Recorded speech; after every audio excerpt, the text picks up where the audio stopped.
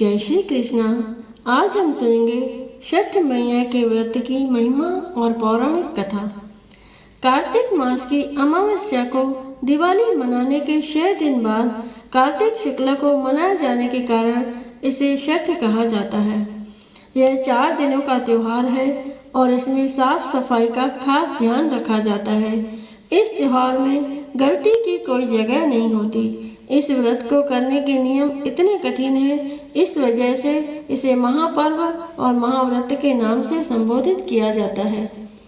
मान्यता है कि छठ देवी सूर्य देव की बहन है और उन्हीं को प्रसन्न करने के लिए जीवन के महत्वपूर्ण अवयवों में सूर्य व जल की महत्ता को मानते हुए इन्हें साक्षी मानकर भगवान सूर्य की आराधना तथा उनका धन्यवाद करते हुए माँ गंगा, यमुना या किसी भी पवित्र नदी या पोखर के किनारे यह पूजा की जाती है। षष्ठी माँ यानी छठ माता बच्चों की रक्षा करने वाली देवी है।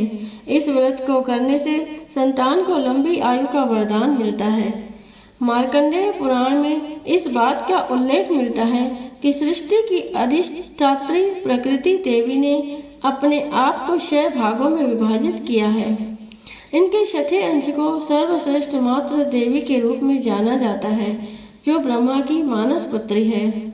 वो बच्चों की रक्षा करने वाली देवी है। कार्तिक मास के शुक्ल पक्ष की षष्ठी को इन्हीं देवी की पूजा की जाती है। शिशु के जन्म के 6 दिनों बाद इन्हीं देवी की पूजा की जाती है। इनकी प्रार्थना से बच्चों को स्वास्थ्य, सफलता और दीर्घायु होने का आशीर्वाद मिलता है। पुराणों में इन्हीं देवी का नाम कात्यायनी बताया गया है, जिनकी नवरात्रि की षष्ठी तिथि को पूजा की जाती है। तो अब सुनते हैं छठी मैया की कथा। छठ व्रत कथा के अनुसार प्रियव्रत नाम के एक राजा थे। उनकी पत्नी का नाम मालिनी था। दोनों की कोई संतान नहीं थी।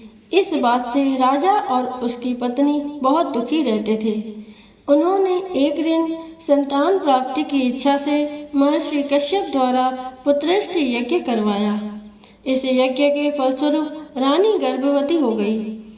9 महीने बाद संतान सुख को प्राप्त करने का समय आया तो रानी को मरा हुआ पुत्र प्राप्त हुआ। इस बात का पता चलने पर राजा को बहुत दुख हुआ।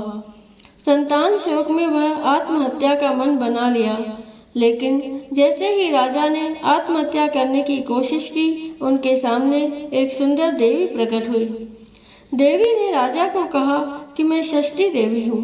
मैं लोगों को पुत्र का सौभाग्य प्रदान करती हूँ। इसके अलावा जो सच्चे भाव से मेरी पूजा करता है, मैं उसके सभी प्रकार के मनोरथ को पूर्ण कर देती हूँ। यदि तुम मेरी पूजा करोगे तो मैं तुम्हें पुत्र रत्न प्रदान करूँगी। देवी की बातों से प्रभावित होकर राजा ने उनकी आज्ञा का पालन किया। राजा और उनकी पत्नी ने कार्तिक शुक्ल की षष्ठी तिथि के दिन देवी षष्ठी की पूरे विधि विधान से पूजा की। इस पूजा के फलस्वरूप उन्हें एक सुंदर पुत्र की प्राप्ति हुई। तभी से छठ का पावन पर्व मनाया जाने लगा। छठ व्रत के संदर्भ में एक अन्य कथा के अनुसार जब पांडव अपना सारा राजपाट जुए में हार गए, तब द्रौपदी ने छठ व्रत रखा। इस व्रत के प्रभाव से उसकी मनोकामनाएं पूरी हुई तथा पांडवों को राजपाट वापस मिल गया। बोलो श्री कृष्ण भगवान की जय। बोलो छठी मैया की जय।